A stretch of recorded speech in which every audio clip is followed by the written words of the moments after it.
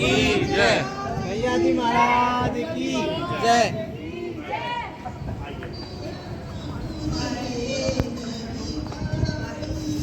बोलो स्वामी जी महाराज की जय। बोलो भैया जी महाराज की जय। बोलो स्वामी जी महाराज की जय। बोलो स्वामी जी के लाल की जय। समागम में बहुत बहुत स्वागत है। गोस्वामी जी ने कहा है, जिसके शुभ कर्म उदय होते हैं उसी को गुरु चर्चा, सत्संग, इस जीवन के रहस्य को, सच्चाई को खोजने का मौका मिलता है। कहा भाग हुआ प्रभु संत मिलाया, प्रभु अविनाशी घर में पाया। बहुत ऊंचे भाग होते हैं तभी किसी इंसान को इस संसार में हम क्यों जन्मे हैं, हमारे शरीर का क्या महत्व है, हमारे पूरे जीवन में हम किस दिशा में जाएंगे, कहां से जीवन का लाभ मिलेगा, ऐसा सौभाग्य मिलता है। हमारे और आपके जीवन का एक लक्ष्य है। हम बिना किसी लक्ष्य के, बिना किसी कारण के संसार में नहीं जन्मे हैं। आज के आधुनिक जगत में बहुत से लोग इस प्रश्न को नहीं करते हैं कि उनके संसार में आने का कारण क्या है। हुजूर कहा करते थे, आप जितने भी संसार को भौतिक नजरिए से, आधुनिक नजरिए से देख लो कि हमारा जन्म हुआ है पैसे के लिए, ऐशो आराम के लिए, सुख सुविधाओं के लिए, दुनिया में बड़ी से बड़ी उपलब्धियां पाने के लिए। पर वही इंसान जब अपने जीवन के आखिरी मुकाम पर वृद्धावस्था में पूरी तरीके से कमजोर, दुनिया की सारी शक्तियों से क्षीण, दुनिया की हर एक चीज से खाली होता है, तो उसके जीवन की ये सारी जीवन की खोज, सारे जीवन की ये सोच कि दुनिया की भौतिकता जीवन का एक बहुत बड़ा लक्ष्य है, वो झूठी हो जाती है। दुनिया में आज तक कोई इंसान ऐसा नहीं है जो संसार में आया और संसार को साथ ले गया। इसीलिए जब कोई मरता है तो उसको जो आखिरी कपड़ा पहनाते हैं उसमें जेब तक नहीं होती, वो एक पाई तक साथ नहीं ले जा सकता। वो जिस तरह से खाली हाथ संसार में आया है, वैसे ही खाली हाथ उसे संसार से जाना भी है। अब अगर हम खाली हाथ आए और खाली हाथ चले गए और सारा जीवन चिंताओं में दुखी परेशान रहे, बहुत संसार में 24 घंटे जुगत करते रहे, तो जीवन का अर्थ क्या है? आखिर करने क्या आए थे? कौन सी वो चीज है जिसके लिए बार बार जो विद्वान हुए हैं उन्होंने इशारा किया है? हमारे शास्त्रों में, हमारे धर्म ग्रंथों में, हमारे अलग अलग महापुरुषों ने इस बात की बहुत गूढ़ खोज करके, इसकी चर्चा करके इस बात को थोड़ा समझाने की कोशिश करी है। इसलिए गोस्वामी जी कहते हैं, पहली बात तो आपको ये समझनी है कि अगर आप किसी गुरु चर्चा में, सत्संग में, जीवन के लेन देन के कारोबार से अलग हट करके किसी खोज में जा रहे हो, तो ये बहुत बड़े भाग्य के शुभ कर्मों के प्रताप से हुआ है। अगर आपने शुभ कर्म नहीं किए होते तो आपको ये मौका नहीं मिलता। ता कर्म प्रधान विश्व रचि राखा, जो जस कीन तास पल चाखा। अगर बुरे कर्म किए होते तो कहीं ऐसी जगह जीवन बीत जाता जहां पर भोगों में, विषय विकारों में लिप्त सारा जीवन ऐसे ही गुजर जाता।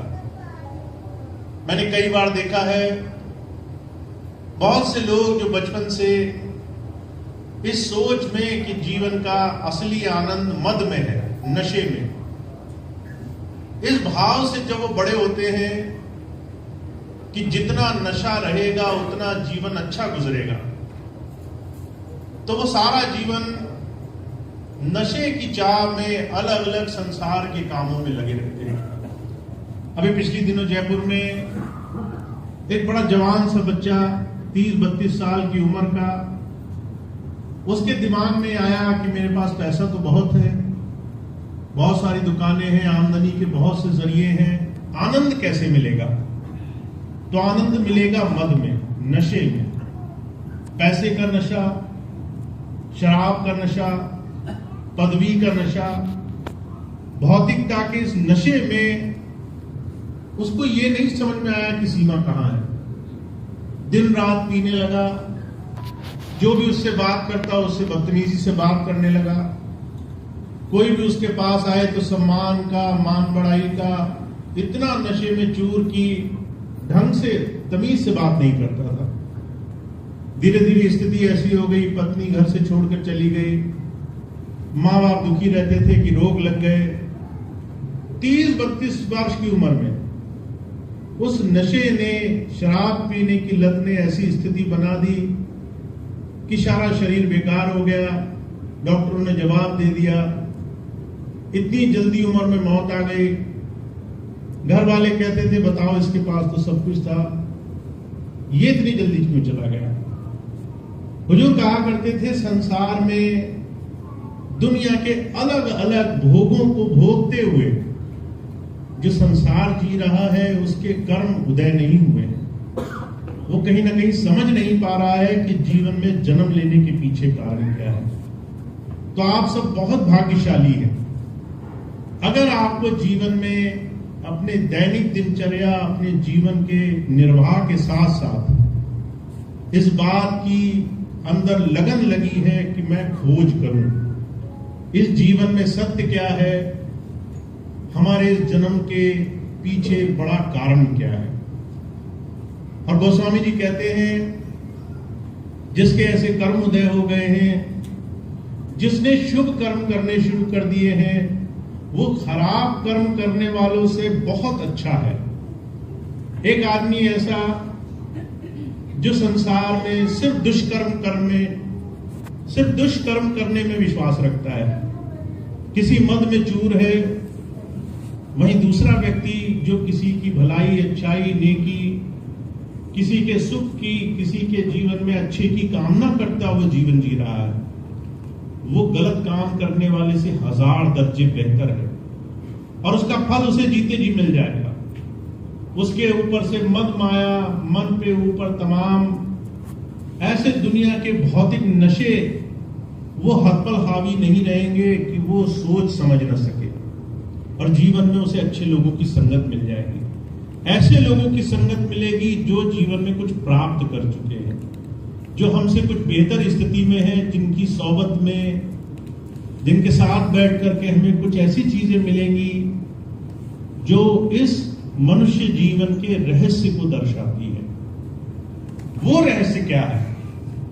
हमारे वेद शास्त्र, हमारे धर्म और बहुत सारे अनगिनत विद्वानों ने जीवन पर्यंत इस बात के लिए इशारा किया है।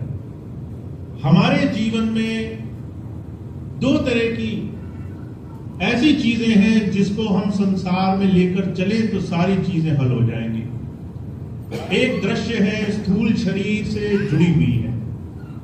एक तो वो दुनिया जो आप देख पाते हैं, शरीर से, इन आंखों से, इन इंद्रियों से जिस संसार को आप सोच समझ रहे हो, एक तो वो जगत है जिसे स्थूल जगत कह दिया। हुजूर कहा करते थे ये स्थूल जगत ही है जहां तक हम सीमित हैं, जहां तक हमारी आंखें देख रही हैं हम उतना जानते हैं, जहां तक हमारे कान सुन लेते हैं उतनी बात हम समझते हैं, जितनी बात किसी ने हमें बता दी, पढ़ लिख ली, उतनी चीज हमारे विवेक ज्ञान में रहती है। हम उससे ज्यादा न जानते हैं, न समझते हैं, न उससे ज्यादा किसी चीज पर भरोसा करते हैं। स्थूल जगत वो है जो इन आंखों से, इस शरीर से जाना पहचाना जा सके। पर इस स्थूल जगत से अलग सूक्ष्म, माइन्यूट, बहुत ही बारीक एक ऐसी अलग शक्ति है जो हमारे जीवन में निरंतर हमारे अंग संग है। हवा है, महसूस करते हैं, देख नहीं सकते। प्रकाश है, उसकी गर्मी सर्दी, उससे हमें उस बात का एहसास होता है, पर उसको छू नहीं सकते।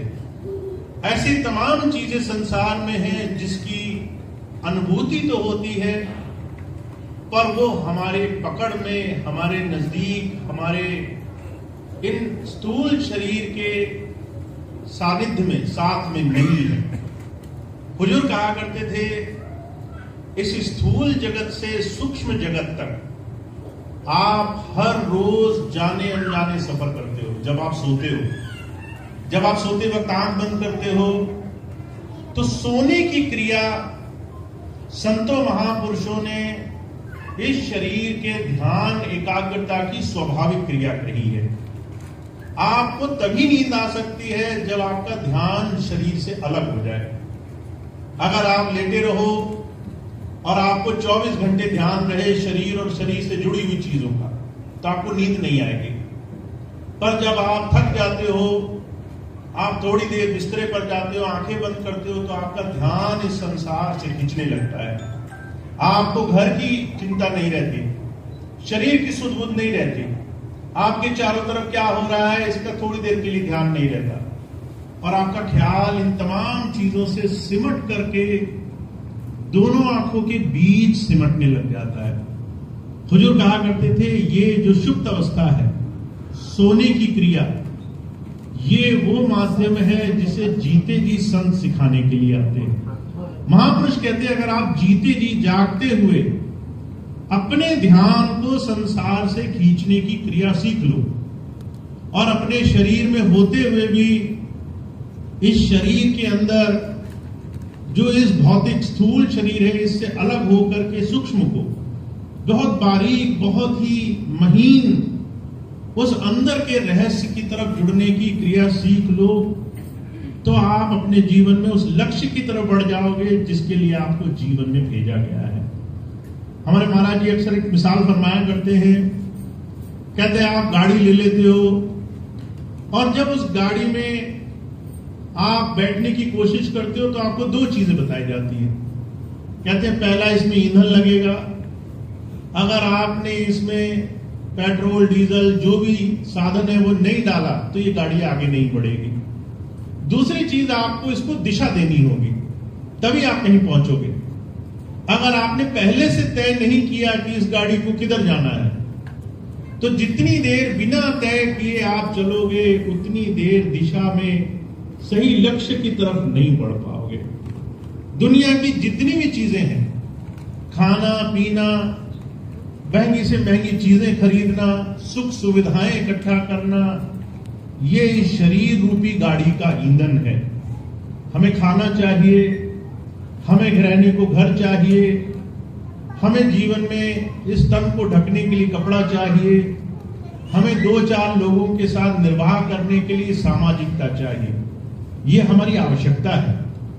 इस आवश्यकता को जब हम अपना लक्ष्य मान लेते हैं, जब गाड़ी के ईंधन को हम गाड़ी का लक्ष्य मान लेते हैं, डेस्टिनी मान लेते हैं, और किसी दिशा में नहीं बढ़ते, तो जो कहा करते थे, आप गाड़ी में कितना ही पेट्रोल भरो, कितना ही डीजल भरो, अगर उसे सही दिशा में ना चलाओ तो वो सारा जीवन कहीं पहुंचने वाली नहीं है। उसे जितना आप गोल गोल घुमाओगे, ईंधन तो खर्च होगा, पर गाड़ी लक्ष्य तक नहीं पहुंचेगी। ऐसे ही संसार के भौतिक पदार्थ सारा जीवन इकट्ठा किया जाए, 60 बरस 70 बरस जितना भी इकट्ठा किया जाए, पर अगर इस तमाम साधनों से हमें कोई लक्ष्य दिखाई नहीं दे रहा कि हमारे जीवन का लक्ष्य क्या है, तो हम अपने जीवन में इस बहुत बहुत दुनिया के भौतिक साधनों से भी कहीं पहुंचते नहीं हैं। इसीलिए जितने भी धर्म आए हैं वो हमारे जीवन की उपयोगिता की तरफ इशारा करने के लिए आए हैं। कभी ये नहीं कहा किसी धर्म ने कि किसी कट्टर पंथ को अपनाओ, किसी रूढ़िवादी, किसी रीत रिवाज, किसी बाहरी तमाम भौतिक साधनों में रीत रिवाज में फंस जाओ। धर्म ने सिर्फ उस दिशा की तरफ इशारा किया है जिससे लक्ष्य धारण कर सकते हैं, जिससे किसी दिशा में आगे बढ़ने के लिए हम प्रयास कर सकते हैं। तो आज के समय में हर एक इंसान के जीवन में ईंधन तो बहुत है, पर उसके जीवन में कोई डायरेक्शन नहीं है। उसे नहीं मालूम कि वो किस दिशा में जाएगा जहां से जीवन का इस पूरे शरीर को पाने का कोई औचित्य पूरा हो जाए। तो हमारे जो कहा करते थे, जीवन को दोनों दिशा में बैलेंस बिठा करके, सामंजस्य बिठा करके चलना, ये जीवन की सबसे सुंदर कृति है। अपने जीवन की जरूरतें पूरी करो, जो भी आवश्यक है। अगर परिवार में है तो अच्छे से अच्छा जीवन दो सबको। अगर आप गृहस्थ के अलावा बड़े परिवार में रहते हैं, माता पिता भाई बंधु, सबके अच्छे से अच्छे कर्तव्य पूरे करो। अगर आप नौकरी में हो, व्यवसाय में हो, अच्छा काम करो, पर उसके पीछे कोई लक्ष्य जोड़ दो। अगर कोई अच्छा काम करो तो उससे कोई शुभ कर्म निकलना चाहिए। अगर परिवार में हो तो परिवार के इस अच्छे समन्वय को किसी दिशा में ले जाना जरूरी है, जिससे वो किसी अच्छी दिशा में जुड़े। और अगर आपने पूरी मेहनत करी, हर रोज परिवार का पालन पोषण किया, खूब नौकरी करी, बड़ी मेहनत करी, 24 घंटे में 12-12, 18-18 घंटे खूब काम किया, खूब पैसा भी जोड़ लिया, पर यह नहीं मालूम है कि जा किधर रहे हैं। तो हुजूर कहा करते थे, एक तरफ आपका पूरा भार होगा, दूसरी तरफ का पल्ला खाली रहेगा। और जब लक्ष्य नहीं पूरा होता है, जब किसी इंसान का कोई एक मकसद जिसके लिए उसने संसार में जन्म लिया वो नहीं पूरा होता है, तो तमाम चीजें जो भी हैं वो सिर्फ एक ऐसा बड़ा भारी बंधन बनती है जिससे हमें सिर्फ परेशानी ही परेशानी होती है। तो जब जब संसार में आज के समय में खास तौर से धर्म की चर्चा की जाती है, तो ये बात कही जाती है कि हम अपने जीवन में अपने आप को किस दिशा में ले जा रहे हैं, इस पर हम सबसे पहले प्रश्न करने वाले बने, सबसे पहले इस दिशा में ज्यादा से ज्यादा ध्यान देने वाले बने। महाराज जी की जीवन की घटना आती है। महाराज जी जब छोटे थे तो स्कूल में गए, उनके जो टीचर थे उन्होंने सारी क्लास से पूछा, मैं जानना चाहता हूं आप क्या बनना चाहते हो आगे चल करके, आपका लक्ष्य क्या है, आप किस दिशा में बढ़ना चाहते हो। तो जैसे अगर हमसे कोई पूछ ले या बच्चों से कोई पूछे, तो बच्चे वही चीज बोलते हैं जो उन्होंने अपने जीवन में चारों तरफ देखी होगी। कोई कहता है मैं डॉक्टर बनूंगा, कोई कहता है मैं इंजीनियर बनूंगा, कोई और चीज बताता है। महाराज जी के समय में ये तमाम बातें हुई, सब बच्चों ने अलग अलग चीजें बताई। महाराज जी से जब पूछा गया तो महाराज जी ने सिर्फ एक बात कही, कहा मैं स्कूल आता हूं ताकि मैं ज्ञान प्राप्त कर सकूं, मुझे ज्ञान प्राप्त करना है, मुझे ये बात समझनी है कि आखिर इस पढ़ने से मुझे प्राप्त क्या होगा, मुझे ये जानना है कि आखिर में ज्ञान पाने से मिलता क्या है। तो जब जब महापुरुष आते हैं वो यही बात कहते हैं कि अगर आपने पहले से इस बात के लिए समय गुजार दिया है कि आखिर आप ये सारी चीजें कर क्यों रहे हैं, चाहे उसके लिए आपको 2 दिन लगे, 4 दिन लगे, 10 दिन लगे, पर एक बार जिस दिन आपने इस बात का जवाब प्राप्त कर लिया कि आप आखिर में हर रोज की मेहनत किस दिशा में बढ़ने के लिए कर रहे हैं, तो आपकी हर एक मेहनत को आप सफल बना सकते हैं। और जो कहा करते थे, बहुत सारे लोगों में जिन्होंने भी आज तक इस बात की चर्चा की है, उन्होंने सिर्फ एक बात को बार बार लौट करके कहा है कि हमने अपने जीवन में ये जानना है कि इस संसार की सृष्टि के पीछे हर एक दुनिया की कर्ता और हर एक जीवन में जो भी कुछ हो रहा है उसके पीछे कौन सी शक्ति काम कर रही है। उसको परमात्मा आप कहो, प्रभु कहो, ईष्ट कहो, उसको सर्वशक्तिमान कहो, उस अंतरधारा को जानने के लिए हमने अपने जीवन में क्या करना है। तो जब जब महापुरुष आए, उन्होंने शास्त्रों में, चाहे आप कोई भी शास्त्र उठाकर देख लो, भागवत देखो, रामायण देखो, भगवान कृष्ण ने गीता में कहा है कि दुष्कर्म से शुभ कर्म करना अच्छा है, पर शुभ कर्म से भी आपको छुटकारा नहीं मिलेगा।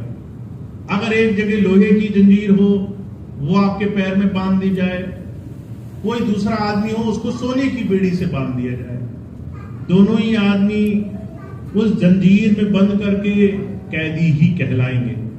चाहे वो अच्छी या बुरी दोनों स्थिति में हो, वो छूट कर नहीं जा सकते। दुष्कर्म से शुभ कर्म करना अच्छा है। भगवान श्री कृष्ण कहते हैं शुभ कर्म से आगे तुम्हारा लक्ष्य शुरू होगा, वो है निष्काम कर्म योगी बनना। एक ऐसी दिशा में पहुंचना जहां तुम अच्छे काम तो कर रहे हो, पर तुम्हें उसका फल नहीं चाहिए, क्योंकि जो तुम कर रहे हो वही तुम्हारे सुख का केंद्र है। तुम्हें हर एक काम करके खुशी मिल रही है। तुम्हें अपने जीवन में वो स्थिति प्राप्त है जहां पर तुम जो आज तुम्हारे हाथ में है वही तुम्हारे सुख का सबसे बड़ा साधन है। तो जितने भी आप शास्त्र देखते हैं वो कुछ सच्चाई की तरफ इशारा कर रहे हैं, और वो बार बार इस बात की गंभीरता की तरफ इशारा करते हैं कि आपको ये जो बात समझनी है वो जल्दी से जल्दी समझनी है। जितनी जल्दी आप इस बात को समझ गए कि आखिर में आप ये सब क्यों कर रहे हो, उतनी ही जल्दी आप जीवन में लक्ष्य की तरफ कुछ करने लग जाओगे। अपने जीवन में साधना को, उस इष्ट भक्ति को, अपने अंतर उस योग साधना को जीवन में प्राप्त करने के रास्ते पर लग जाओगे।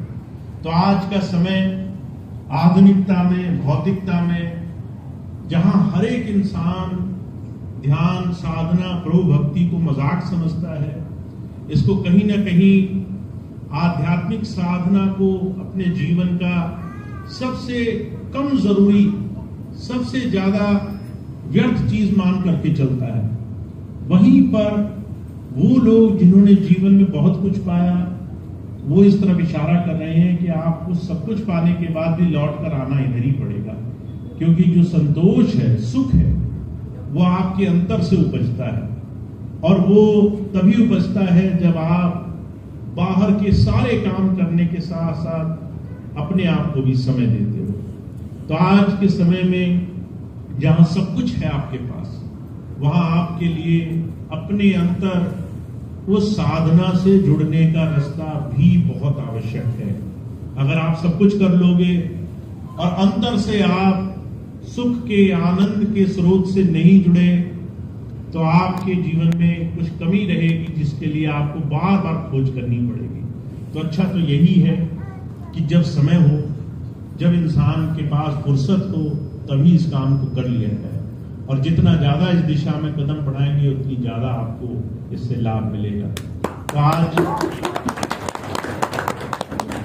आज के समय में मैं सिर्फ आपसे एक ही बात कहता हूं, धर्म आपको बहुत कुछ सिखाता है।